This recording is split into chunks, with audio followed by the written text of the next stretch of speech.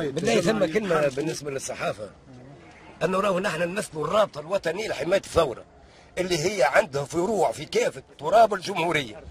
الرابطه الوطنيه لحمايه الثوره هي اللي خذت على عاتقها عمليه تطهير التجمعيه والضغط على الحكومه باش تقوم بعمليه التطهير، وبالتالي نحن ماناش ضد الشرعيه نتاع الحكومه، لكن بقدر ما نحن ضد عوده التجمعيين اسلام التجمع واليسار الذي تآلم مع قوى الرده ومع اسلام التجمع لاحباط الثوره هذه التي قام بها الشعب التونسي. وبالتالي نحن نبلغ رسالتنا الى رئاسه الجمهوريه، رئاسه المجلس التاسيسي ورئاسه الحكومه ان نراو على قص روسنا عوده التجمعيه.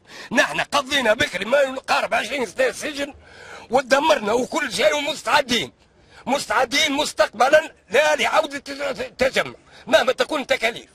ونطلب من الحكومه معناها باش تاخذ الاجراءات اللازمه حتى معناها تخلي البلاد ما يصيرش فيها حمام دم نتيجه التجمعيين هذوما اللي هما عباره على جراثيم قاعده تنخر في الثوره هذه، وربي يبارك فيك.